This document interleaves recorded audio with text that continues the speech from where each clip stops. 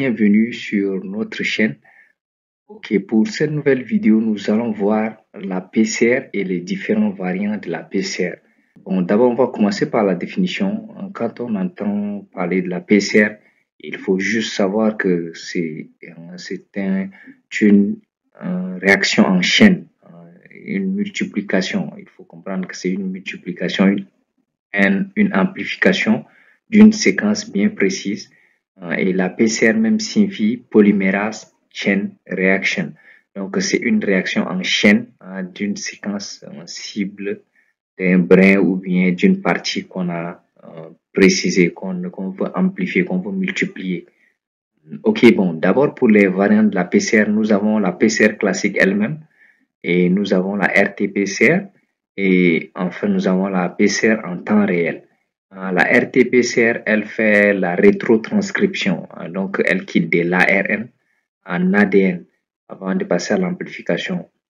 Pour la PCR en temps réel, elle permet la quantification, elle permet de quantifier, de connaître la quantité d'ADN amplifiée. Donc, c'est ça le rôle de la PCR en temps réel.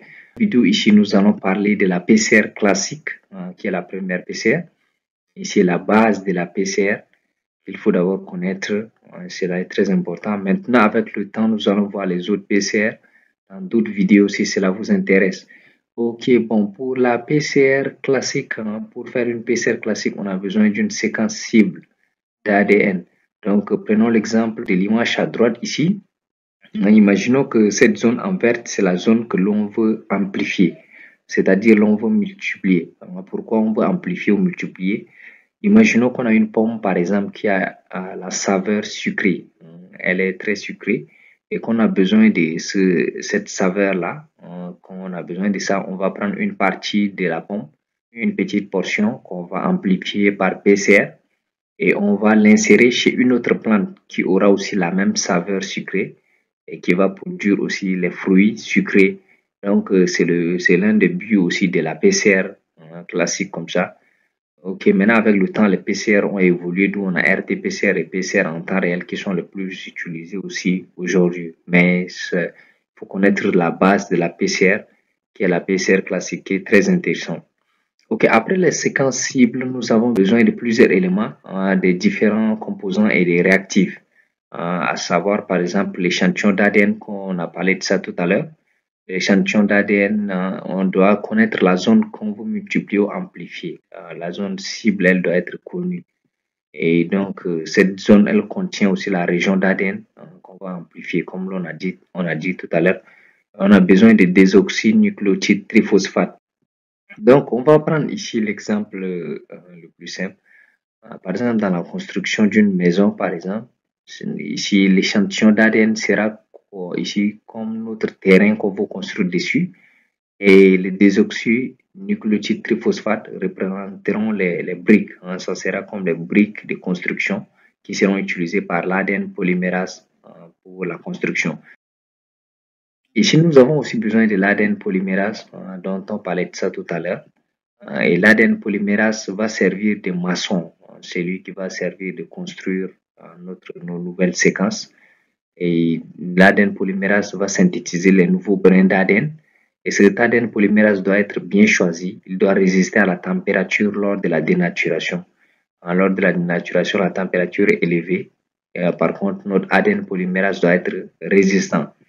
Ok, ici, bon, comme on le voit ici dans cette image à droite, on aura d'abord la fixation des amorces, puis l'ADN polymérase, comme on l'a écrit ici en jaune, encadré. L'ADN polymérase va continuer le travail de la séquence dans le sens 5', 3' et dans le sens également 3', 5' de la séquence. Après l'ADN polymérase, nous avons besoin de deux amorces, comme nous l'avons vu tantôt sur l'image passée. Les deux amorces servent à faire quoi? Les amorces sont des initiateurs de la chaîne. Déjà, il faut comprendre que les amorces, c'est une petite séquence de 20 nucléotides seulement. Et elle permet d'initier la chaîne. Donc ici, l'ADN polymérase peut uniquement se lier et procéder à l'élongation de double brin que lorsqu'il y a des amorces. Et sans les amorces, vraiment, l'élongation est impossible. Donc, dans la PCR classique, l'élongation est impossible sans les amorces. Il faut les amorces pour que l'ADN polymérase puisse commencer la chaîne. Et on a besoin aussi d'une solution tampon. La solution tampon ici, c'est un environnement chimique suffisant qui va servir à stabiliser notre ADN polymérase. Il faut que l'ADN polymérase soit stable pour pouvoir synthétiser de nouveaux brins. Et nous avons également besoin des cations bivalents, comme les manganèse, les magnésium. Ces deux cations sont très importants. Ces cations permettent aussi à l'ADN polymérase d'être toujours stable et aussi jouent un rôle très important dans la mutagénèse, les mutations involontaires qui peuvent aussi survenir lors de la synthèse oui.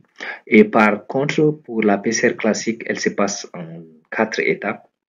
Nous avons l'initiation, la dénaturation, l'hybridation et enfin l'élongation.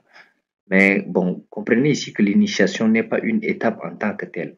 C'est juste un passage à ces 3 étapes qui permet à l'ADN polymérase d'être stable et d'être fixé pour pouvoir faire le travail.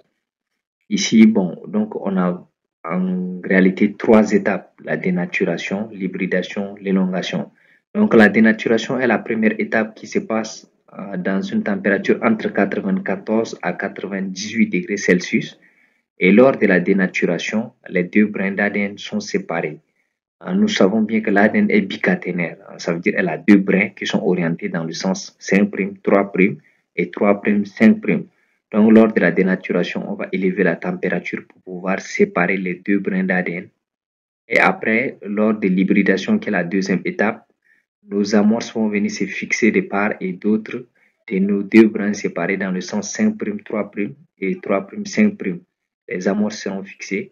Et lors de l'élongation maintenant, la dernière étape qui se passe à 72 degrés Celsius, notre ADN polymérase va venir compléter la chaîne avec des nucléotryphosphates qu'on a vu tout à l'heure.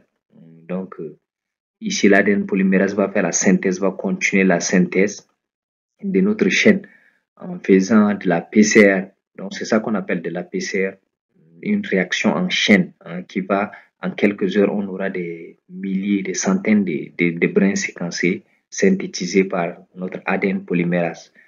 Ok, nous sommes arrivés à la fin du voyage. J'espère que cette vidéo vous aura servi à apprendre beaucoup de choses. N'oubliez pas de vous abonner et de nous laisser une pouce bleue, cela va aider notre chaîne à avancer pour ceux qui ne sont pas abonnés. Et merci beaucoup. À la prochaine. Si cette vidéo vous intéresse, à la prochaine pour une autre vidéo. Merci.